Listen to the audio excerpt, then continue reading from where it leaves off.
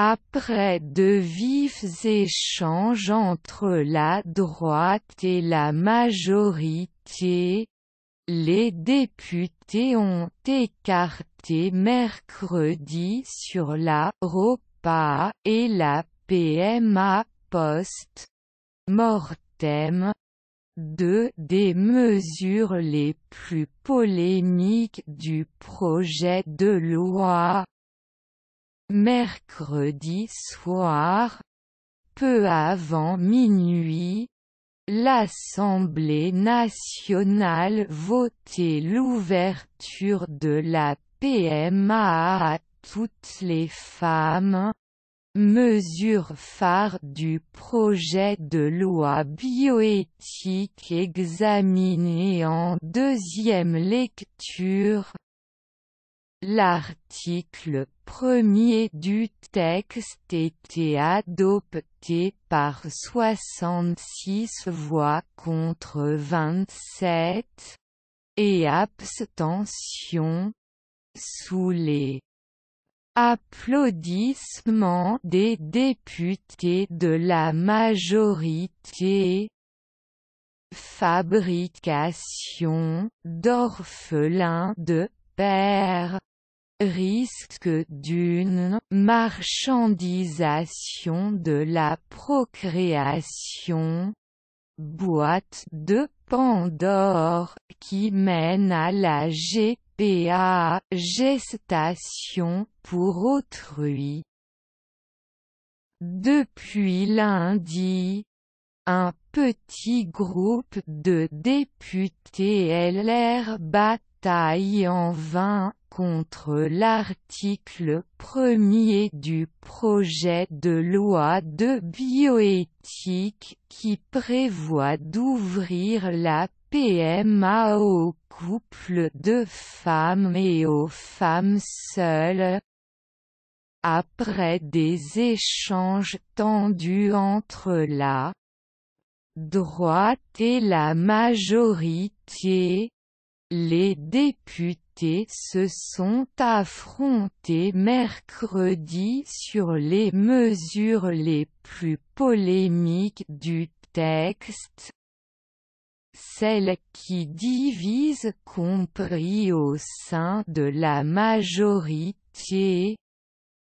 Pour le gouvernement, l'enjeu est de faire voter le texte le plus proche possible de sa version adoptée en première lecture, sans les mesures ajoutées au texte en commission et jugées transgressives jusque sur les bancs de LREM.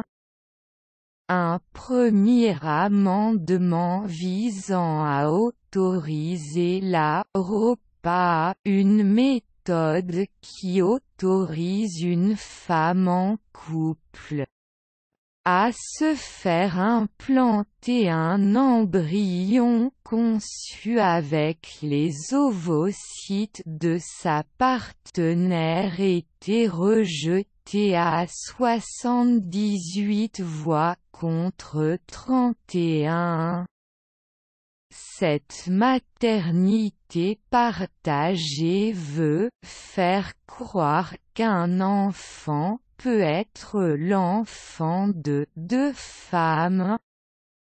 Il a une volonté d'évincer une réalité biologique. C'est élevé Annie Genevard, LR. Après avoir critiqué un don dirigé en contradiction avec le principe d'anonymat du don, on voit bien le glissement vers une GPA, avertit Thibault Bazin, LR. Dilemme éthique, notre droit prévoit une utilisation prioritaire sécrétaire des gamètes du couple, rétorquait le corapporteur du texte, Jean-Louis Touraine, en désaccord avec le gouvernement.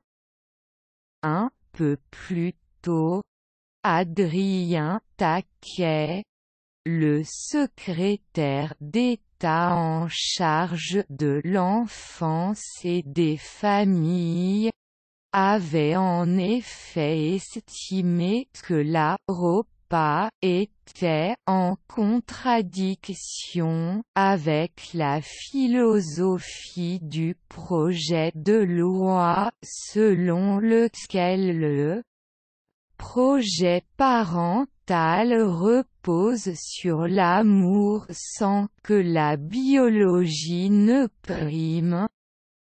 Retour au calme avec le dilemme éthique de la PMA post-mortem rebaptisée mardi PMA post-moderne par Jean Castex dans un lapsus.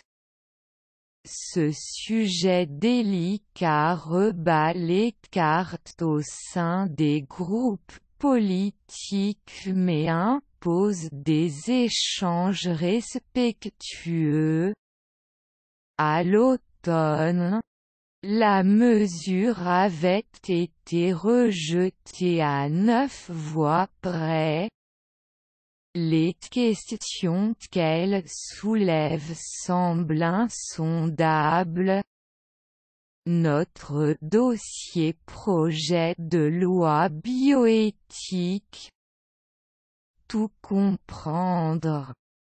Sur le débat qui agite la France il pas paradoxal de permettre à une femme seule d'accéder à la PMA et d'interdire à une veuve de poursuivre un projet parental engagé avant le deuil. Pourquoi autoriser les mariages post-mortem et non le transfert d'un embryon conçu avant le décès du conjoint? Accepter la PMA post-mortem revient. Il a refusé les limites de la mort. Le décès d'un des membres du couple détruit le projet parental tel qu'il avait été pensé. S'est opposé Frédérique Vidal, la ministre de la Recherche, soucieuse de poser des limites au texte. Une veuve et une femme seule, ce n'est pas la même chose. Abondé Annie Genevard, LR. Faire naître un enfant d'un homme qui est mort. C'est une situation qui n'est pas sans risque. Marc Le Fur, LR, retient de ce débat l'immense dignité de l'embryon, tandis que d'autres élus se sont à l'inverse inquiétés d'un risque de remise en cause du droit à l'IVG. Plus de 80% des démarches de PMA se soldent par un échec, une fausse couche. C'est un traumatisme supplémentaire. finalement souligné le ministre de la Santé, Olivier Véran. Enfin d'après-midi, tous les amendements sur la PMA post-mortem ont été rejetés.